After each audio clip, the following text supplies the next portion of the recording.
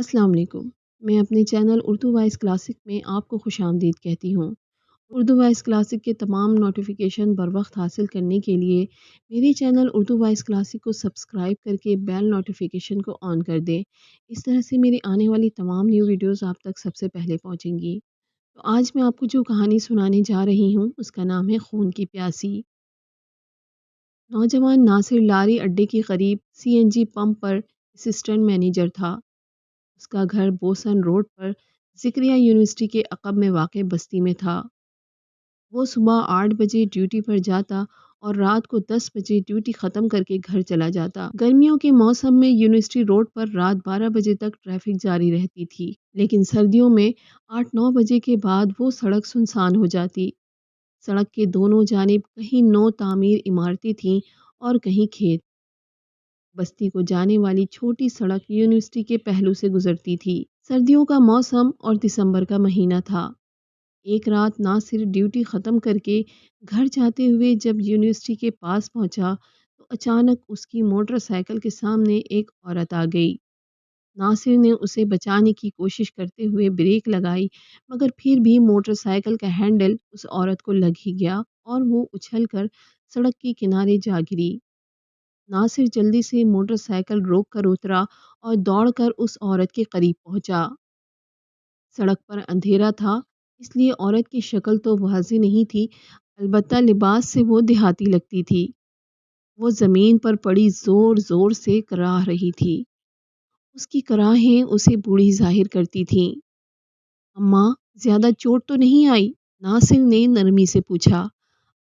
میری ٹانگ میں چوٹ آئی ہے بیٹا، بڑھیا نے کراہتے ہوئے کہا۔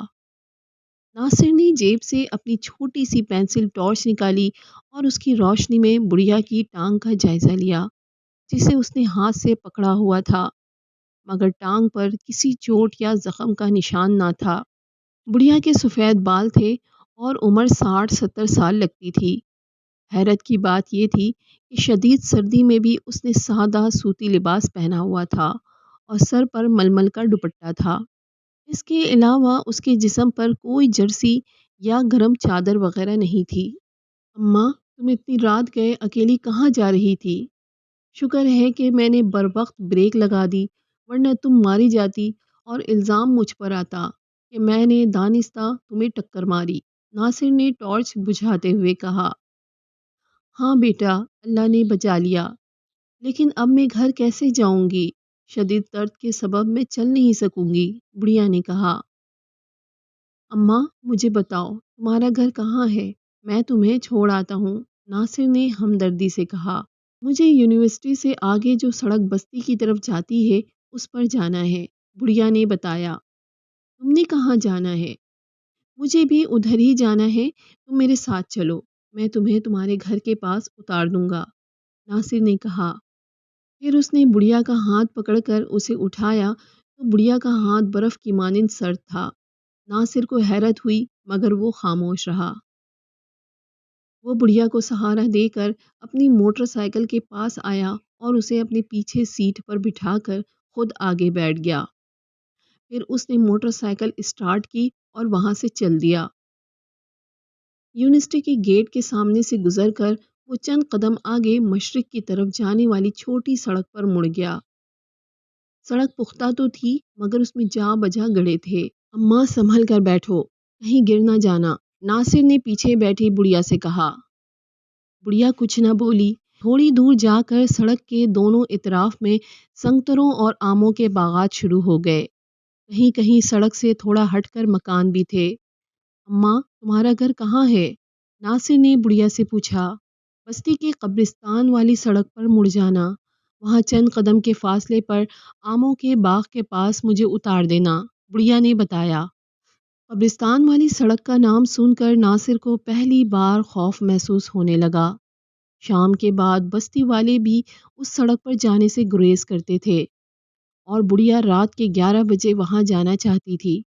اسی بات نے ناصر کے ذہن پر خوف طاری کر دیا اور بڑھیا اسے پراسرار محسوس ہونے لگی۔ سخت سردی میں گرم کپڑوں کے بغیر آدھی رات کے وقت اس طرف جانے والی بڑھیا یقیناً کوئی بدرو یا چڑیل تھی۔ ناصر نے قبرستان والے موڑ پر پہنچ کر موٹر سائیکل روک دی اور بڑھیا سے کہا، اماں، قبرستان جانے والی سڑک آ گئی ہے، تم یہاں سے پیدل چلی جاؤ، مجھے سیدھا جانا ہے۔ ارے بیٹا، میں پیدل کیسے جاؤں؟ مجھ سے تو ایک قدم بھی نہیں چلا جاتا، بڑھیا نے کہا۔ میری مجبوری ہے اماں، گھر والے میرا انتظار کر رہے ہوں گے، تمہاری وجہ سے پہلے ہی مجھے دیر ہو گئی ہے، ناصر نے سخت لہجے میں کہا۔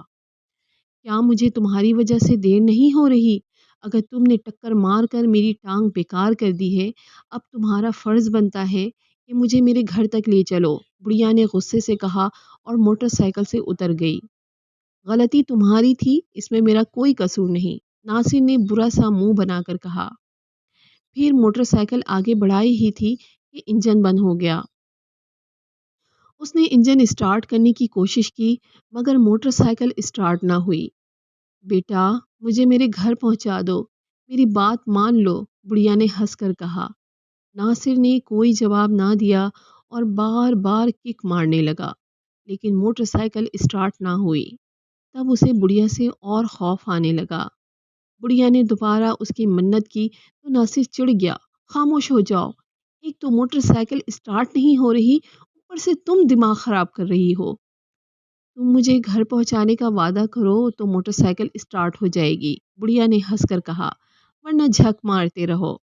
اس کی بات سن کر ناصر پھر خوفزدہ ہو گیا۔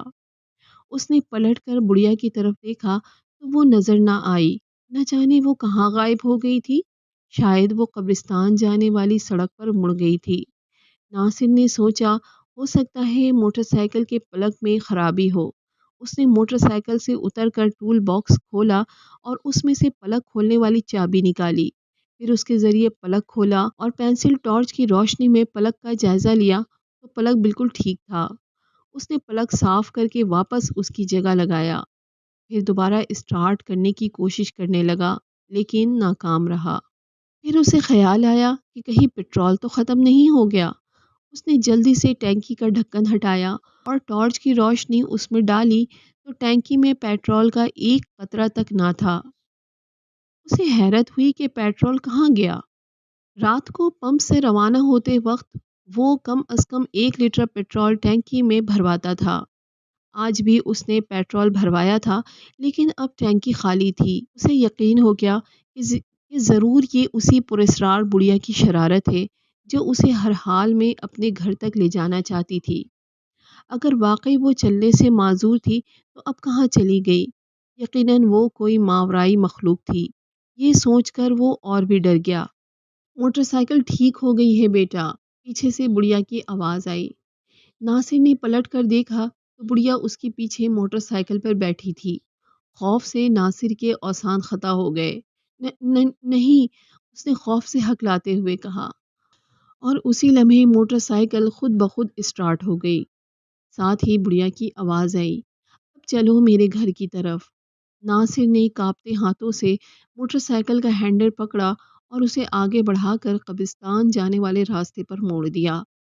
خوف کی زیادتی سے اس کے ہاتھ موٹر سائیکل کے ہینڈل پر کانپ رہے تھے، جس کے سبب موٹر سائیکل بار بار ادھر ادھر مڑتی تھی۔ ناصر بامشکل اسے کنٹرول کر رہا تھا۔ پھر ایک جگہ موٹر سائیکل نے جمپ کھایا اور سڑک سے اتر کر باغ میں گھستی چلی گئی۔ ناصر اچھل کر زمین پر جا گرا اور چند لمحوں کے لیے اس کے حواس ختم ہو گئے، اسے کچھ ہوش نہ رہا۔ چند لمحوں بعد اس کے حواس بحال ہوئے تو اس نے آنکھیں کھول کر ادھر ادھر دیکھا تو اسے حیرت کا شدید جھٹکا لگا اور وہ خوف سے کانپتا ہوا اٹھ بیٹھا۔ ستاروں کی مدھم روشنی میں آس پاس بے شمار قبریں دکھائی دے رہی تھیں اور بڑھیا اس کے قریب کھڑی تھی۔ ناصر سمجھ گیا کہ یہ اسی قبرستان میں ہے جہاں بڑھیا اسے لے جانا چاہتی تھی، مگر وہ یہاں کیسے پہنچا؟ وہ تو موٹر سائیکل سے باغ میں گرا تھا۔ کیا بڑھیا اسے اٹھا کر یہاں لے کر آئی تھی؟ اس نے ادھر ادھر دیکھا تو اسے اپنی موٹر سائیکل نظر نہ آئی۔ اٹھو ناصر، میرا گھر آ گیا ہے، بڑھیا نے اس سے کہا۔ ناصر چونک پڑا کہ بڑھیا کو اس کے نام کا کیسے پتہ چلا۔ اس نے بڑھیا سے پوچھا، تمہیں میرا نام کس نے بتایا؟ تم نے خود ہی تو بتایا تھا اور یہ بھی کہا تھا کہ تمہاری بیوی شازیہ تمہارا انتظار کر رہی ہوگی، بڑھیا نے جواب دیا۔ ناصر کی عقل خبت ہو کر رہ گئی۔ اسے یقین تھا کہ اس نے بڑھیا کو نہ تو اپنا اور نہ ہی اپنی بیوی کا نام بتایا تھا۔ پھر اسے کیسے پتا چلا؟ میری موٹر سائیکل کہاں ہے؟ ناصر نے خوف سے ہکلاتے ہوئے پوچھا۔ ادھر میرے گھر میں کھڑی ہے، بڑھیا نے ایک طرف اشارہ کرتے ہوئے کہا۔ چلو لے لو۔ ناصر نے اس کے اشارے کی سمت دیکھا تو وہاں ایک اونچے چبوترے والی قبر واقع تھی۔ قبر کے سرہانے ایک گھنی اور بلند جھاڑی تھی۔ یہ سمجھ کر کہ اس خوفناک بڑھیا کا گھر قبر میں ہے، ناصر خوف کی شدت سے کانپنے لگا۔